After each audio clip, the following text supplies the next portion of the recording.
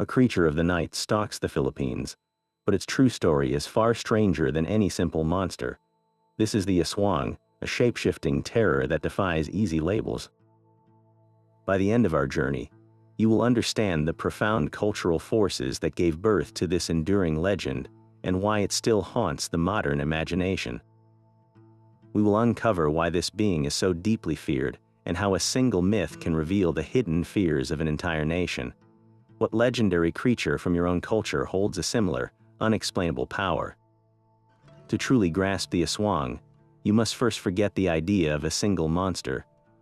The name itself is not a label for one creature, but a terrifying category, a family of horrors that share a dreadful purpose.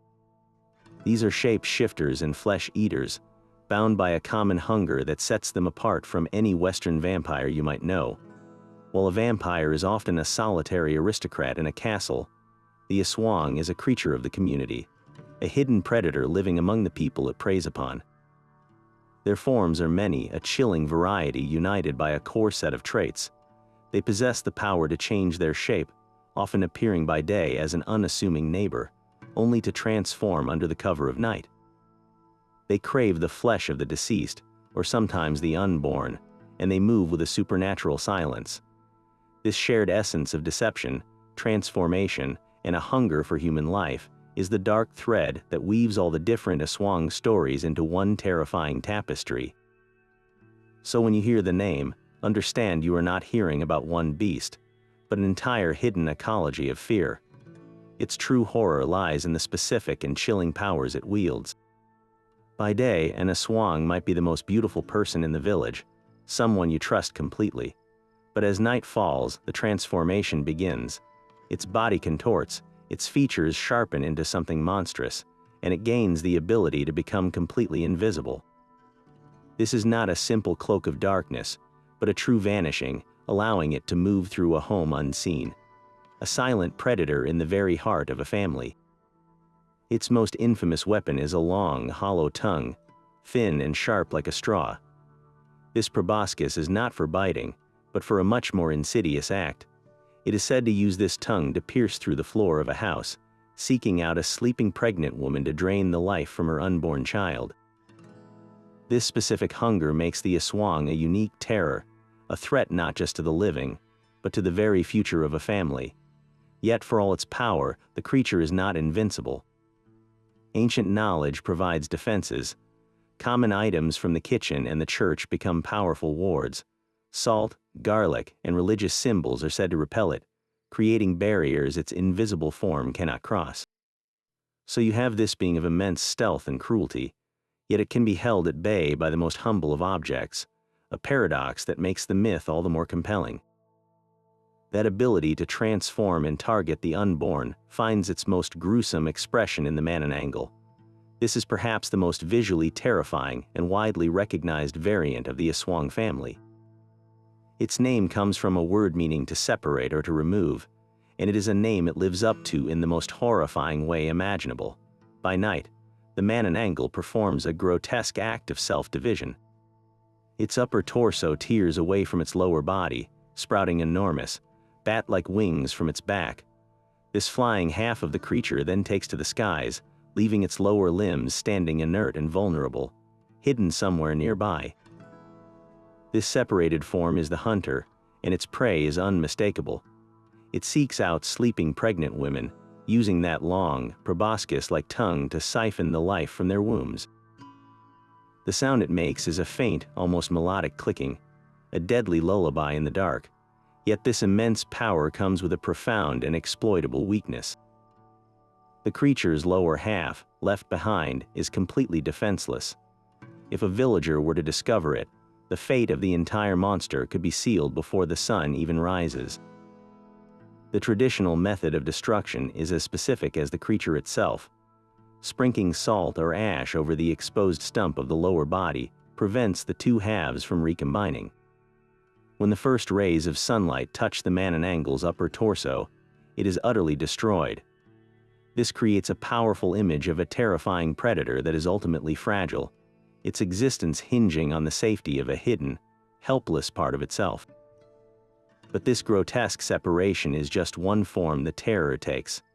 Another member of the Aswang family hunts with a more visceral and grounded brutality.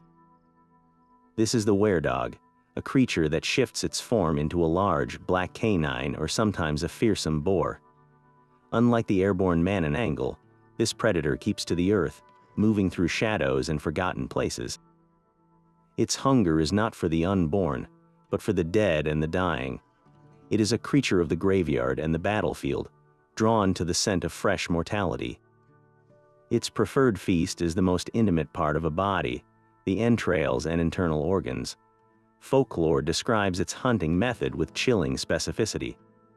It is said to press its head against a house wall, listening for the gurgling sounds of a sick person's digestion, a sign of the soft organs it craves within. A community living in fear of such a beast would develop its own methods of detection. One tale suggests that if you look between its legs while it is in its animal form, you will see its human face staring back at you, a horrifying glimpse of the person hidden within the beast. This variant embodies a different kind of fear, a primal dread of being consumed from the inside out, and a reminder that the monster might not be soaring above, but lurking in the familiar shape of a stray dog padding silently through the moonlit village. Yet another form of this terror requires no physical transformation at all. The Manananggal is the witch of the Aswang family, a person who wields dark magic as their primary weapon. This figure does not sprout wings or transform into a beast. Instead, they operate from the shadows of their own home, using potions, enchanted dolls, and whispered curses to inflict suffering from a distance. Their motives are often deeply human, yet twisted by malice. A simple argument, a perceived slight, or bitter envy can be enough for a Manananggal to decide to unleash a curse. The effects of their magic are felt, not seen. A healthy person might suddenly fall ill with a fever that no doctor can explain. A thriving business could inexplicably fail. A family might be plagued by a string of terrible luck, all while the one who cast the curse watches from afar, their identity a secret. This introduces a different kind of fear, the paranoia that your misfortune is not random, but personally directed. It is the fear that a neighbor's friendly smile might hide a heart full of spite, and that the most dangerous attacks are the ones you cannot physically fight. Just as there are spells to cause harm, the culture holds a deep well of knowledge for countering it. Folk remedies are passed down through generations. These might involve using specific herbs, reciting protective prayers, or performing a ritual to identify the attacker. One common belief is that piercing a cursed doll with a pin can cause the Manananggal to feel a sharp pain, revealing their guilt. This creates a hidden war of magic, fought not with claws and teeth, but with intention and ancient knowledge, where the true battle is one of belief itself. This web of fear extends beyond the graveyard and the cursed doll, reaching deep into the wilderness where a different kind of deception awaits. The Tikbalang stands as a towering figure in Philippine folklore, a creature so distinct it might seem separate from the Aswang. Yet in the tangled roots of these stories, its role is sometimes woven into the same terrifying fabric. Imagine a creature with the powerful, muscular body of a man, but crowned with the head and neck of a horse, its legs ending in hooves that make no sound on the forest floor. It is a master of illusion, a trickster of the highest order. Its primary goal is not to consume flesh, but to shatter a person's sense of reality. It delights in leading travelers astray, using its magic to make familiar paths unrecognizable. A road you have walked 100 times suddenly becomes a labyrinth, the way home twisting into a deepening thicket. You might hear the voices of your loved ones calling for help, only to find nothing when you follow the sound. This psychological torment is its signature, trapping victims in an endless loop of confusion and exhaustion until they break down completely. While its methods differ from the visceral hunger of the Manananggal, the Tikbalang serves a similar purpose in the ecosystem of fear. It embodies the terror of the unknown wilderness, the dread of losing your way not just in the forest, but in your own mind. It represents a threat to your sanity and your safe return home, proving that the Aswang's domain is not limited to physical harm, but encompasses any force that preys upon human vulnerability. This broader definition helps explain how a horse-headed trickster can share a category with a body-splitting horror, for they are all manifestations of the things we fear most in the dark. So how does a community defend itself against such a versatile and invisible threat? The answer lies not in grand weapons, but in the power of everyday objects and unwavering faith. These traditional defenses form a complete system of protection, each item chosen for a specific esoteric purpose. Garlic is one of the most common wards. Its potent, pungent aroma is believed to be unbearable to the Aswang's heightened senses, creating an invisible barrier that the creature will not cross. Hanging braids of garlic near windows and doors is a classic practice, turning a simple kitchen ingredient into a powerful guardian. Salt shares this protective quality, but its power is more purifying. Sprinkling salt across thresholds or around a home's perimeter is thought to create a line of spiritual cleanliness that evil cannot tread upon. This is why salt is the very substance used to destroy a Manananggal's vulnerable lower half. It severs the connection to its corrupt life force. Ginger, too, plays a role, often used in rituals or placed in strategic locations for its believed ability to confuse the creature and throw it off its intended path. The symbols of faith offer another, even more potent, layer of defense. A crucifix is not merely a representation of belief, it is considered a direct conduit of divine power.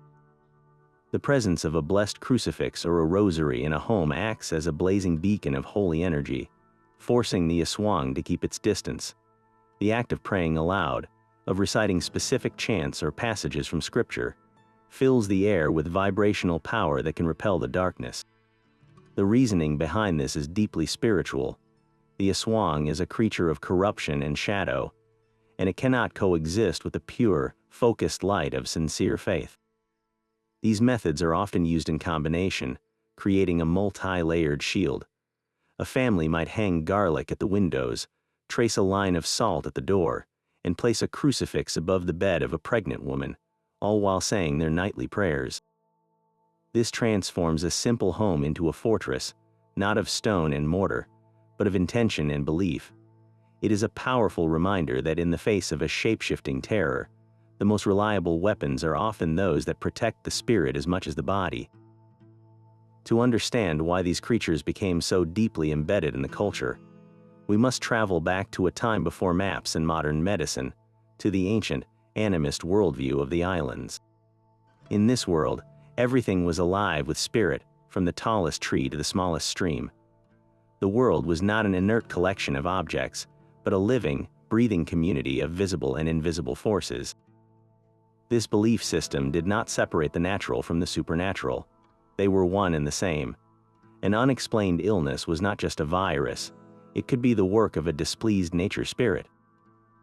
A sudden death in the family was not merely a tragedy, it was a sign of a spiritual imbalance or a malicious attack.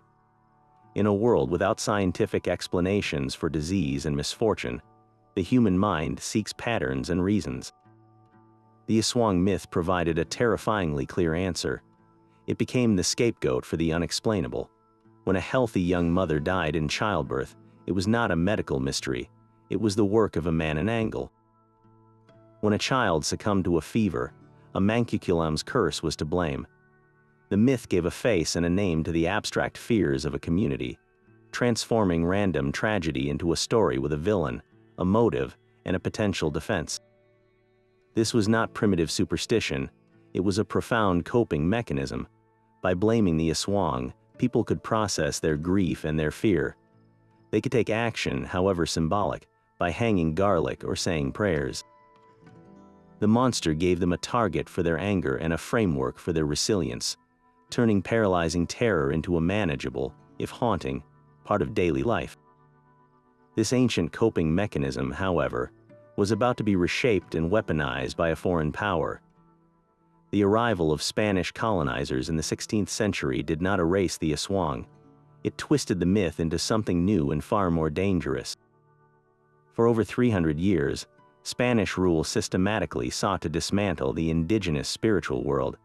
Catholic friars, viewing the local animist beliefs as the work of Satan, launched a spiritual war against them. Their strategy was not simply to ban old practices, but to co-opt and corrupt them. They took the existing fear of the Aswang and poured it into a Christian mold, merging the local shapeshifter with the European concept of the witch in league with the devil. The Aswang was no longer just a predatory creature of the spirit world. It was now a servant of hell, its powers a perversion of God's grace. This deliberate demonization served a powerful political purpose. By labeling anyone who held onto traditional beliefs as an Aswang or a witch, the colonial authorities could justify brutal persecution. A healer who used ancient herbal knowledge could be accused of being a mancuculum. A community leader who resisted conversion might be whispered about as a shapeshifter. The myth became a tool of social control, turning neighbor against neighbor in a climate of intense suspicion and fear. The very methods used to detect an Aswang became tests of faith. A priest might claim that only a truly devout Christian, armed with a crucifix and holy water, could drive the creature away. This fused the terror of the monster with the terror of the Inquisition, making conformity to the new religion a matter of literal survival. The colonial influence did not weaken the Aswang legend, it amplified its horror, layering the old fear of the unknown with the new, terrifying fear of being accused. That colonial fear, once used as a weapon, has now been reshaped into a powerful form of modern storytelling. The Aswang did not fade away with the arrival of electricity and science. It simply found a new hunting ground, the silver screen. In the early 1990s, a landmark film simply titled Aswang brought the myth screaming into the modern era. This movie was a cultural phenomenon, cementing the creature's specific horror for an entire generation. It portrayed the monster not as a distant jungle terror, but as a family living next door in a contemporary rural setting. The film masterfully played on the core fear of the hidden predator within the community, but it also streamlined the complex folklore. For many viewers, this cinematic interpretation became the definitive Aswang, focusing on the visceral, shape-shifting hunter and solidifying its public image in a way that oral traditions never could. This was not just a horror movie, it was a modern campfire tale, proving the myth's core appeal was strong enough to survive the leap into a new medium. The creature had been reborn in light and sound, its shadow now cast by a projector. This cinematic journey did not stop at the Philippines' borders. The Aswang has since stalked its way into international consciousness, appearing in global television shows and video games, often introduced as a terrifying new type of vampire or monster. These international portrayals are fascinating, but they frequently strip the creature of its deep cultural context. The Aswang might be reduced to just another generic boss monster, losing the specific social fears and historical weight that give it such profound resonance in its homeland. Yet even in this simplified form, its inclusion sparks curiosity. A viewer in another country, seeing this strange creature with its long, probing tongue, might be compelled to ask, "What is that?" That simple question is a gateway, leading them down the same path we are walking now, from a scary image to a deeper understanding of an entire culture's relationship with fear. So these modern portrayals serve a dual purpose. They preserve the myth by keeping its name and its most terrifying imagery alive for new audiences, but they also inevitably alter it, sanding down the intricate details to fit a broader, more universal template of horror. The Aswang evolves once more, no longer just a colonial scapegoat or a village phantom, but a global export, a chilling piece of Philippine culture now shared with the world. Even today, in the quiet provinces of the Philippines, the Aswang is not just a story. It is a living presence, a whispered explanation for the inexplicable. In remote villages where the jungle presses close, a sudden, mysterious death is not always attributed to an unknown disease. When a person, especially a child or a pregnant woman, succumbs to a swift and baffling illness, the old fears resurface. The official cause might be listed as a high fever or organ failure, but in the hushed conversations that follow, another possibility is given weight. The symptoms are re-examined through a folkloric lens. Was there a strange lethargy that no doctor could diagnose? Did the person speak of vivid nightmares featuring a dark, winged shape at the window? In the absence of a satisfying medical answer, the community's collective memory offers one, a narrative that is centuries old. The Aswang provides a framework for grief, transforming a random, senseless tragedy into a sinister, but understandable attack. This belief is not a rejection of modernity, but a parallel system of meaning that persists in the gaps left by science. This enduring fear gives rise to a unique and very real figure, the local Aswang hunter. These individuals are not mythical heroes from a storybook, but actual people within the community who are believed to possess the knowledge and spiritual fortitude to identify and confront the creature. Often, they are elders or folk healers who have inherited ancient techniques for detection. Their methods are a blend of practical observation and deep-rooted tradition. An Aswang hunter might scrutinize the behavior of a suspected individual, watching for telltale signs like red eyes, an aversion to holy objects, or an unusual daily routine. Some are said to use special oils or prayers to reveal the creature's true form. Their role is as much about social reassurance as it is about supernatural combat. By having a designated person to turn to, the community feels empowered, transforming their diffused terror into a focused investigation. The existence of the Aswang hunter validates the belief, creating a self-perpetuating cycle where the fear necessitates the hunter, and the hunter's presence confirms the reality of the fear. Consider a recent anecdote from a small town in Capiz, often called the Aswang capital of the Philippines. A few years ago, a series of unexplained livestock deaths and a troubling illness affecting several children created a wave of panic. The local police and veterinarians had no conclusive answers. It was the town's self-proclaimed Aswang hunter who took charge. He organized a neighborhood watch, not for criminals, but for the supernatural. He instructed families to hang new garlic and to place mirrors facing their windows, believing the creature's reflection would reveal its monstrosity. The hunter himself patrolled the streets at night with a bag of salt and a large crucifix. Did they ever find a monster? No. But the very act of taking these collective, tangible steps calmed the community. The illnesses eventually passed, the livestock deaths ceased, and the people felt they had successfully defended their homes. The Aswang hunter had provided what modern authorities could not, a culturally specific solution that addressed not just the symptoms of the crisis, but its deep, psychological roots. In this light, the question is not whether the Aswang is a biological reality, but whether the belief itself holds a tangible power to shape reality for those who hold it. This psychological resonance is the final key to the Aswang's enduring power. If we peer beneath the surface of the fangs and wings, we find that this creature is a mirror, reflecting our most primal and universal anxieties. It gives a monstrous form to the fears that language often fails to capture. The fear of the dark, for instance, is not merely a fear of what we cannot see, but a fear of what might be seeing us. The Aswang is the embodiment of that predatory gaze from the shadows, the silent presence just beyond the edge of the firelight. It validates that ancient, instinctual chill that runs down your spine when you are alone in the night, confirming that your unease is not paranoia, but a survival instinct.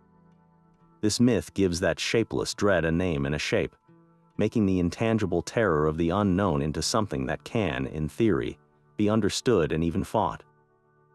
More specifically, the figure of the Manananggal offers a profound insight into cultural anxieties surrounding female power and autonomy.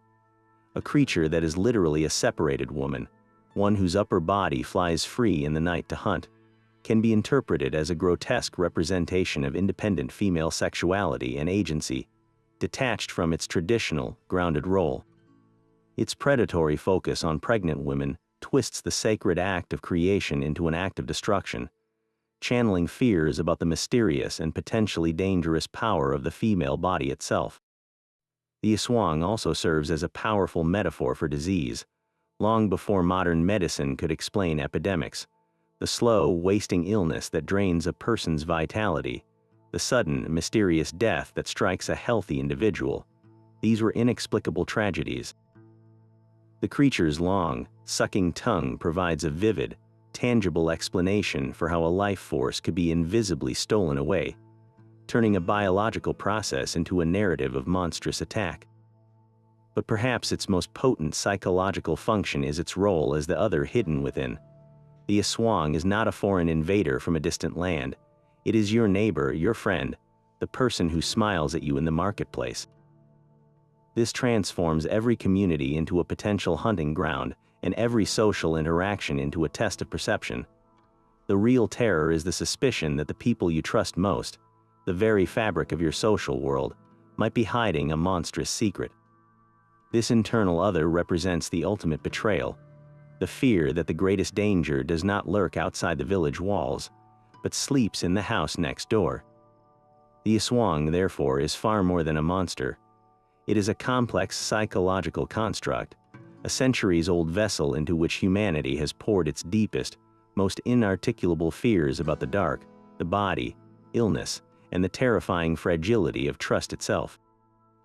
This hidden fear of the internal other had a very practical, and often cruel, application in daily life. The Aswang myth was not merely a story to frighten children. It was a sophisticated tool of social control, a way to enforce conformity and maintain the established order within a traditional village. When a person stepped outside accepted norms, the community had a powerful label to apply. A woman who was too independent, who rejected marriage or was perceived as overly sensual, could easily find herself the target of whispers. Her unusual behavior, her refusal to conform, might be explained not as personal choice, but as evidence of a monstrous nature. She was not a strong-willed individual, she was an Aswang. An elder who lived alone on the edge of the village, perhaps practicing old healing rituals that predated the church, could be viewed with deep suspicion. Their knowledge of herbs and midwifery, once respected, could be twisted into an accusation of mancuculum witchcraft. The myth provided a pre-made narrative to ostracize anyone who was different, who was rebellious, or who simply did not fit in. The accusation itself was a potent weapon.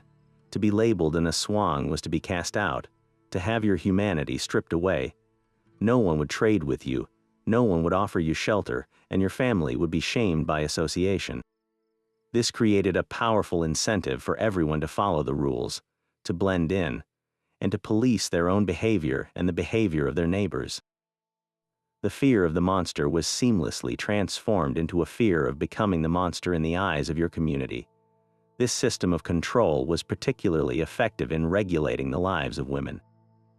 In a patriarchal society, the Aswang legend served to reinforce specific gender roles. A good woman was expected to be a devoted wife and mother, grounded in her home and her duties. The Manananggal, a woman who literally tears herself from her domestic base to fly free in the night, became the ultimate cautionary tale. Her freedom was depicted as a grotesque abomination, her independence a direct threat to the most sacred unit of society, the family itself. Her predatory focus on pregnant women inverted her natural role as a life-giver, turning her into a life-taker. This narrative powerfully discouraged women from seeking autonomy, framing any deviation from the expected path as not just socially unacceptable, but inherently monstrous. The myth thus policed the boundaries of community from within, using the ever-present specter of the Aswang to ensure that everyone knew their place, and the terrible price of stepping outside of it. This line between revered healer and feared monster was terrifyingly thin, a boundary defined entirely by perception. For every community living in fear of an Aswang, there was often a figure who stood as its direct opposite, the Babalan. These indigenous shamans were the spiritual backbone of pre-colonial Philippine society, serving as healers, wisdom keepers, and mediators between the human and spirit worlds. A Babalan possessed a deep, intimate knowledge of the natural order. They understood the medicinal properties of plants and roots. They performed rituals to ensure a good harvest, and they communicated with ancestral spirits for guidance. In a world alive with unseen forces, the Babalan was the essential bridge, a person of immense respect who maintained the balance and health of the entire community. Their power was not something to be feared, but to be sought, a gift that protected the village from both physical and spiritual harm. They were the guardians of tradition, the living memory of the people. Yet, when the Spanish colonizers arrived with their rigid Catholic worldview, they saw no distinction between a shaman's sacred connection to the spirit world and the malevolent magic of a witch. To the friars, any power not derived from the Christian God was inherently demonic. This deliberate confusion created a cultural catastrophe. The very knowledge that made a Babalan a revered leader, their ability to use herbs for both healing and ritual, their communication with non-Christian spirits, now became evidence of a monstrous pact. The title of Babalan, once a mark of honor, was slowly twisted into a slur. A community's most respected spiritual guide could, in an instant, be rebranded as its most feared Mancuculum, a witch in league with the darkness. An accusation of being an Aswang became a potent weapon to dismantle the old spiritual order. If a Babalan's healing ritual failed to save a child from sickness, it was not seen as a tragic limitation of their knowledge, but as proof of their secret, malicious intent. Perhaps they had cursed the child instead of curing them. If they practiced their rituals in secret to avoid persecution, their solitude was seen not as caution, but as a sign they were hiding a monstrous transformation. The colonizers exploited this existing fear of the hidden predator to systematically destroy the indigenous spiritual leadership. By turning the people against their own healers, they severed the community from its cultural roots, creating a vacuum that only the church could fill. The story of the Aswang is therefore also the tragic story of how a culture's greatest protectors were systematically transformed, in the eyes of their own people, into its most terrifying monsters. Travel across the Philippine archipelago, and the Aswang myth shifts shape as dramatically as the creature itself. The core fear remains, but its name, its form, and the specific nature of its threat are intimately woven into the local landscape and culture. In the western Visayas region, particularly in the provinces of Capiz and Iloilo, the legend finds its most fertile ground. Here, the Aswang is a pervasive and accepted part of daily life. The stories from this area often focus on the classic, shape-shifting predator that lives secretly among the people. Capiz has even earned the nickname, the Aswang capital, a title its residents sometimes embrace with a mix of pride and wariness. The tales here are rich with detail, describing families who pass their monstrous nature down through generations, hiding in plain sight as butchers or funeral workers, professions that provide a grim cover for their activities. The fear is not of a distant jungle beast, but of the family living just down the road, a fear that is deeply personal and community-focused. Venture north to the Ilocos region in Luzon, and a different name emerges from the local folklore, the Puget. While sharing the Aswang's malevolent nature, the Puget carries its own distinct identity. It is often described as a headless creature, a terrifying phantom that haunts ancient trees, abandoned houses, and dark, forgotten places. Its headlessness is its defining feature, a ghastly visage that chills the blood. The Puget is less a shapeshifter infiltrating society and more a guardian of specific, haunted locations. It embodies the fear of places touched by death or tragedy, a reminder that some patches of land are simply not safe, especially after nightfall. This regional variation shifts the threat from a hidden person to a territorial spirit, a danger tied to geography rather than social betrayal. Further south in the Bicol region, the myth takes on another name and a more elemental power.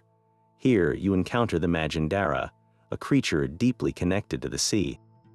Unlike the land-based Aswang of the Visayas, the Majandara are often depicted as beautiful, enchanting beings who live beneath the waves.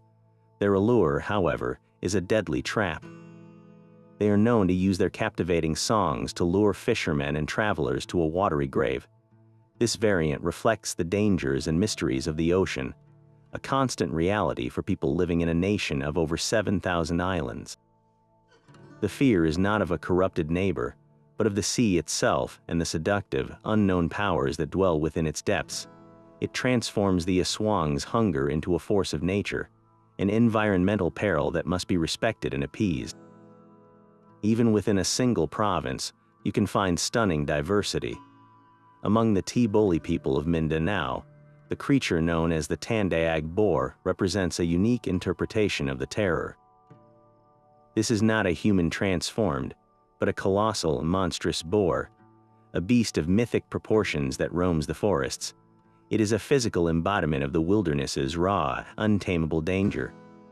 Hunting the Tandaag boar is a legendary feat, a hero's journey that pits human courage against primal, overwhelming force. This version of the myth speaks to a different relationship with the world, where the monster is not a deceptive human, but a magnificent and terrifying animal spirit, a challenge to be confronted directly by the brave. Why does one creature fragment into so many different forms? The answer lies in the way folklore functions as a living language of fear. Each community, each island, faces its own unique set of dangers and uncertainties. The people of the Visayas, with their tight-knit agricultural communities, developed a myth that policed social boundaries from within. The Ilocanos, with their history and rugged landscapes, gave form to the spirits of haunted places. The Bicolanos, living alongside a volatile ocean, personified its treacherous beauty. The T-Boli, deeply connected to their forest environment, created a monster that represented its ultimate physical challenge. The Aswang is not a single story, but 1,000 stories, each one a key to understanding a specific people, their environment, and the particular shadows that lengthen across their lives as the sun goes down. Identifying an Aswang required more than just suspicion. It demanded a specific, almost scientific application of esoteric knowledge. The community possessed a hidden toolkit of rituals, each one a test designed to reveal the monster hiding behind a human face. One of the most common methods involved the simple act of looking, but with a supernatural lens. A special oil, often coconut oil blessed by a local healer, would be carefully poured onto the surface of water in a shallow bowl. The suspect would then be asked to gaze into this prepared surface.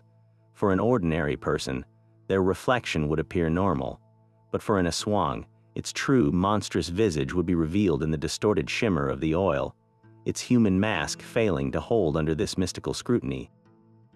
This was not a simple trick of the light, it was a test of spiritual integrity. The belief was that the blessed oil acted as a purifying agent, clearing away the illusion of humanity and exposing the corrupted spirit beneath. Another definitive test lay in the use of salt.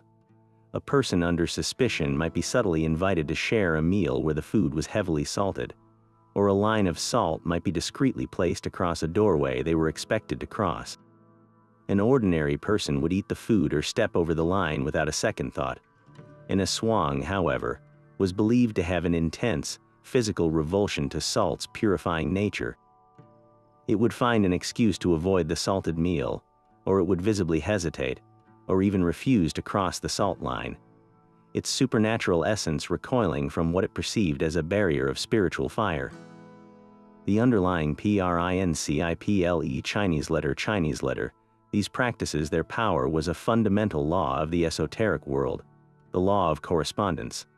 This ancient idea states that the spiritual and physical worlds are mirrors of one another, and that certain physical substances carry specific spiritual vibrations.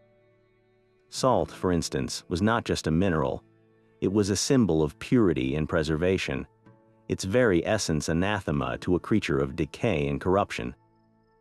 The blessed oil was not just grease, it was a conduit for holy energy, a liquid lens that could see into the spirit realm.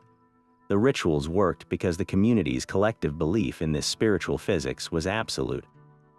The power was not just in the salt or the oil, but in the unwavering intention behind their use.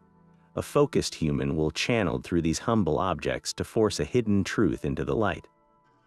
The Aswang's hunger is not a simple craving for flesh, but a menu of specific terrors. Each variant has its own preferred dish, and these choices are far from random. They reveal a chilling symbolic logic that cuts to the heart of what these creatures truly represent. The Manananggal, with its long, probing tongue, is the most infamous for its targeted consumption. It does not seek just any victim, but specifically pregnant women, and it does not consume the mother. Its goal is the life force of the unborn child, siphoned away before it can even draw its first breath. In some tales, it also seeks the human heart or liver, the very organs associated with life, soul, and emotion. This is not mere sustenance, it is a direct assault on the future.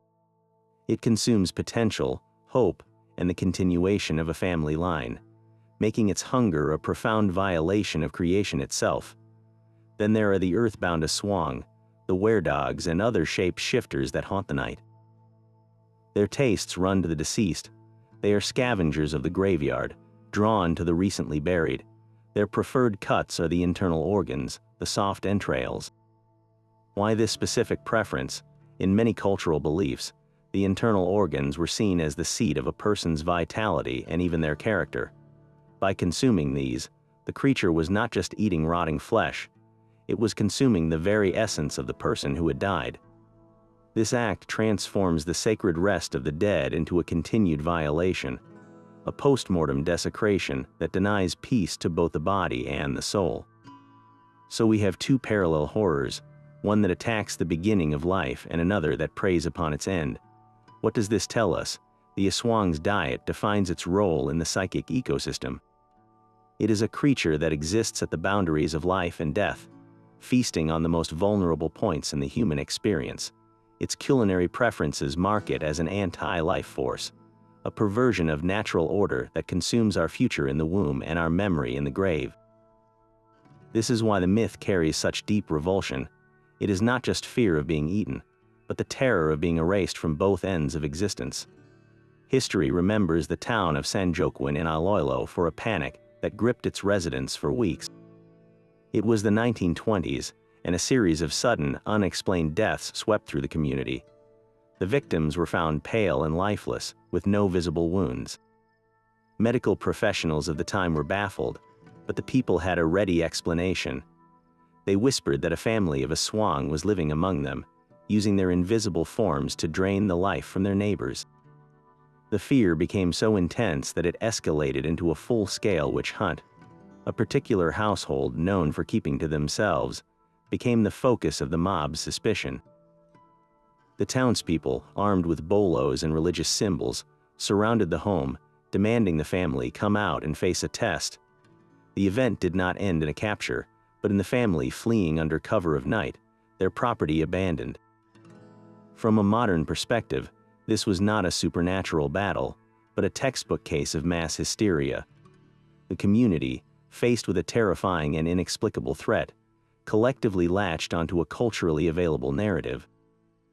The fear was real, the trauma was real, but the monster was a manifestation of their shared anxiety, a desperate attempt to make sense of tragedy by giving it a face and a name they could fight. Decades later, another case emerged from the province of Capiz that seemed to offer physical proof. In the 1950s, a local man was accused of being an aswang after several children in his barrio fell ill with a mysterious wasting disease. The evidence against him was purely folkloric. He was said to have red, sleepless eyes and was often seen walking alone at night. The pressure mounted until he allegedly confessed, not to murder, but to being a shapeshifter. He even led authorities to a shallow grave where they exhumed a body. The condition of the corpse was cited as confirmation of an aswang's feeding habits, though modern forensics would likely point to natural decomposition. The man was tried, not in a standard court, but in the court of public opinion, and was ultimately driven from the province. This case illustrates how the line between community justice and persecution could vanish entirely. The legal system of the time, often intertwined with local superstition, could legitimize these accusations, turning folklore into a life-altering verdict. The real horror of these historical encounters lies not in the supernatural, but in the human capacity for fear to rewrite reality, to turn a neighbor into a monster, and to make a myth powerful enough to destroy a life. This pattern of a flying, disembodied predator is not unique to the Philippines. Look across the world's mythologies, and you will find startlingly similar creatures, as if the same primal fear took root in different soils and grew into distinct but related monsters. Consider the Manananggal from Malaysian folklore. This being is a near mirror to the Manananggal, a woman who detaches her head from her body, trailing its entrails behind her as it flies through the night. Like its Philippine cousin, The Manananggal seeks out pregnant women and newborns, its dangling organs leaving a telltale trail of slime. The defense is also eerily similar, surrounding a house with thorny vines to snag its entrails and prevent its return. This parallel evolution of a myth across Southeast Asia suggests a shared cultural understanding of the dangers surrounding childbirth and the specific, grotesque form a threat to that process might take. Venture further to the forests of Eastern Europe, and you encounter the Vela, a Slavic spirit often depicted as a beautiful, powerful woman with control over nature. While not typically malevolent, the Vela shares the Aswang's connection to the wilderness and its ability to enchant and mislead travelers, much like the Tikbalang.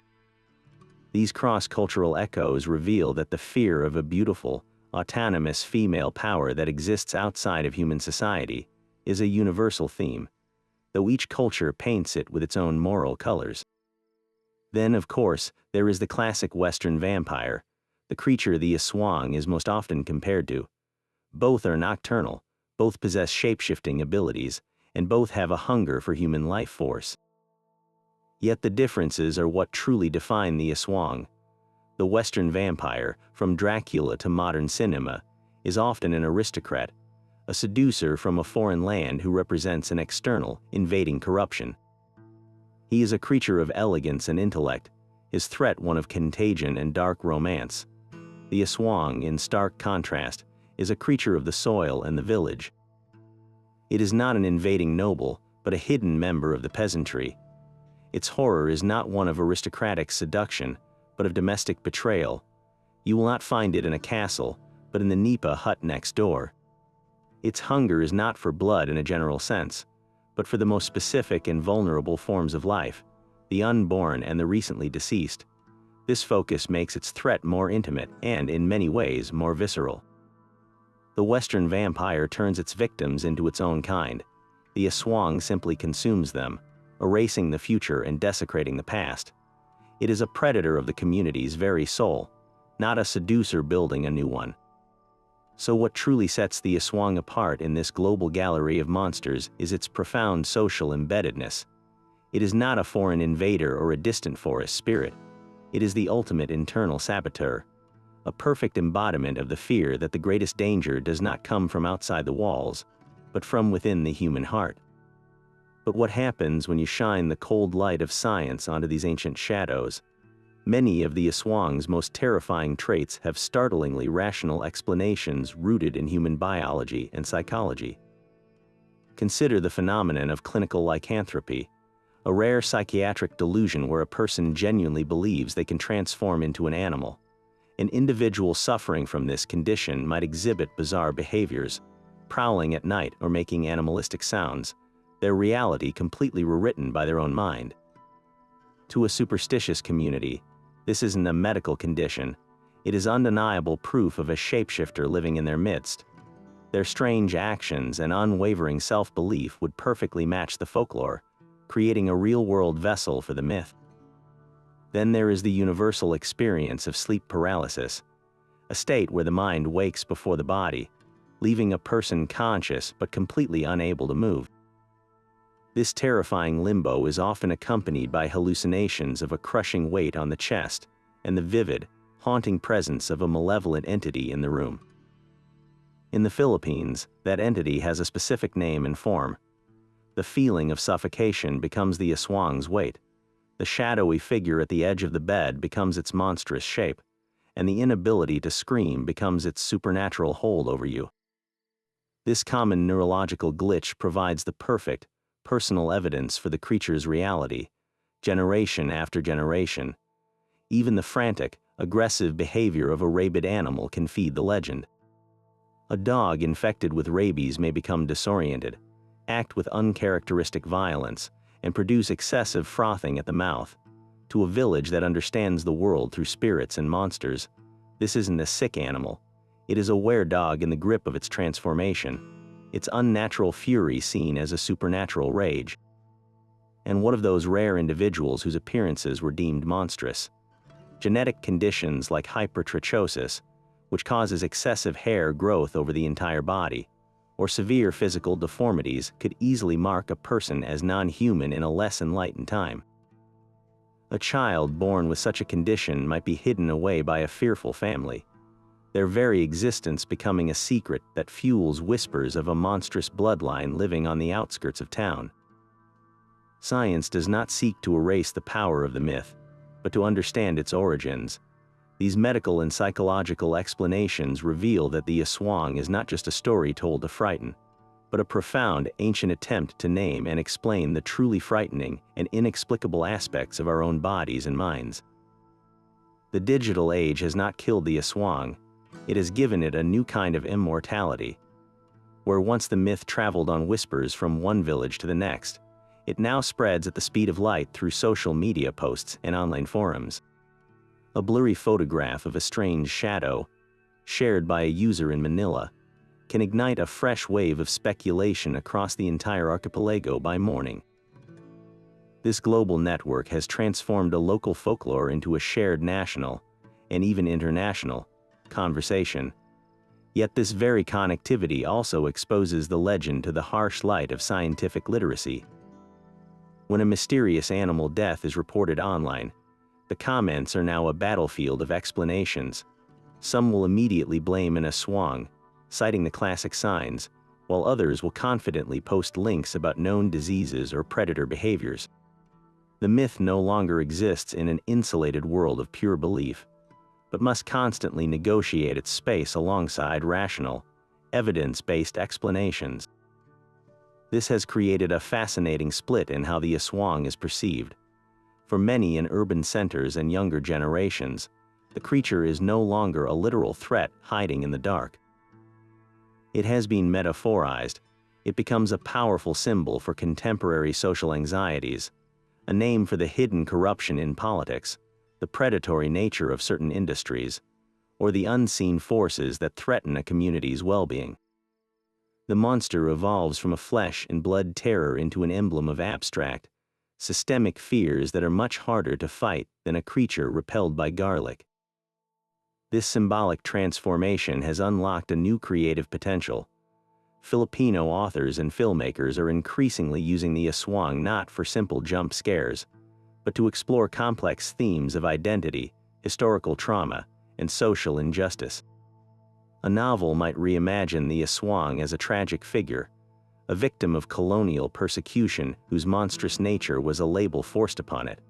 An independent film could use the myth to talk about the demonization of the poor or the outsider in modern society. The monster becomes a versatile language for talking about the Philippine experience itself.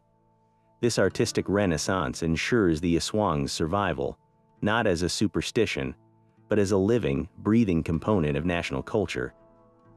It is no longer just a story about a monster. It is a story about what it means to be Filipino, wrestling with a past full of shadows and a future it is still learning to shape.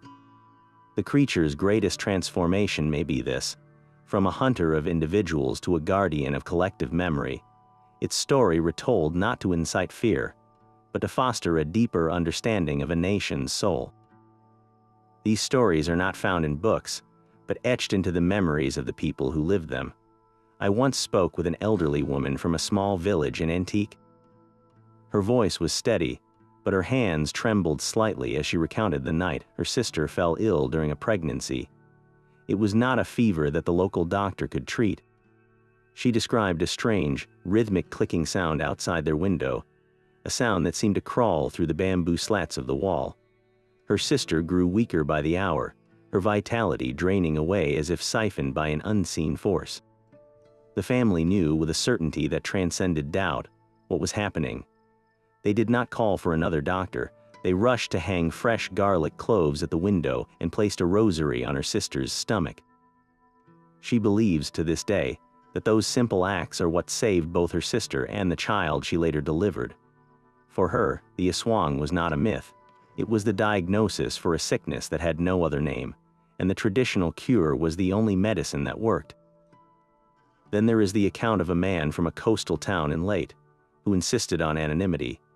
He told me of a neighbor, a quiet, solitary fisherman who was always seen mending his nets alone.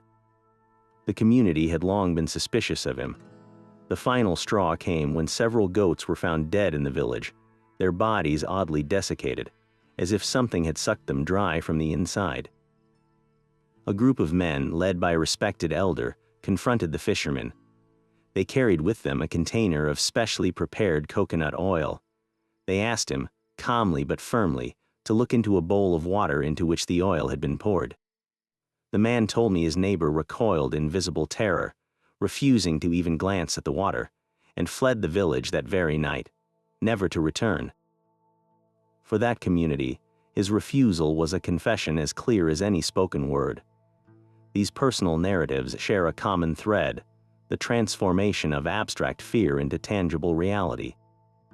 The clicking in the night is not just a sound, it is the tongue of a monster. The refusal to look into a bowl is not just fear, it is an admission of guilt. These stories are the lifeblood of the legend, passed from grandparents to grandchildren, not as fairy tales, but as vital survival guides. They carry the weight of lived experience, making the Aswang an undeniable part of the cultural landscape, a creature you do not just fear, but one you are taught to recognize and fight. What would you believe if you were raised hearing these stories from the people you trust most in the world? This ancient fear of the hidden predator resonates with a startling urgency in our modern world. The Aswang has evolved beyond a folkloric monster to become a potent metaphor for the abstract anxieties that haunt our society. We no longer fear a neighbor with a long tongue, but we deeply fear the unseen forces that drain our collective well-being. The creature's classic traits map perfectly onto contemporary terrors. Its habit of living among us, appearing normal by day, mirrors our fear of the social vampire, the charismatic leader or corporate entity that smiles while systematically exploiting communities, sucking them dry of resources and hope. Its predatory focus on the most vulnerable, the unborn and the sick, finds a parallel in the dread of a pandemic, an invisible, life-sucking threat that moves through the population, targeting the weak and defying easy containment. The Aswang's ability to shift shape speaks directly to the era of misinformation, where truths are malleable and trusted sources can reveal themselves to be something monstrous. We see the Tikbalang's trickery in the labyrinth of online echo chambers, where familiar paths of information twist into confusing dead ends, leaving us lost and disoriented. The myth gives us a narrative framework to process these complex, systemic fears. Calling a corrupt official an Aswang is not just an insult, it is a cultural shorthand that encapsulates a specific kind of betrayal, one that comes from within the system meant to protect us. This symbolic power ensures the legend's survival, transforming it from a story about a monster in the trees to a language for describing the monsters in our headlines. What unseen force in your own life feels like a modern-day Aswang, quietly feeding on your peace of mind? The Aswang's journey reveals it is far more than a monster. It is a living story, a cultural vessel that has carried the deepest fears of a nation across centuries. We have seen it transform from an animist explanation for tragedy to a colonial tool of persecution, and finally into a modern metaphor for social anxieties. Its power lies not in a single form, but in its ability to be all things to all fears, a shapeshifter not just in body, but in meaning.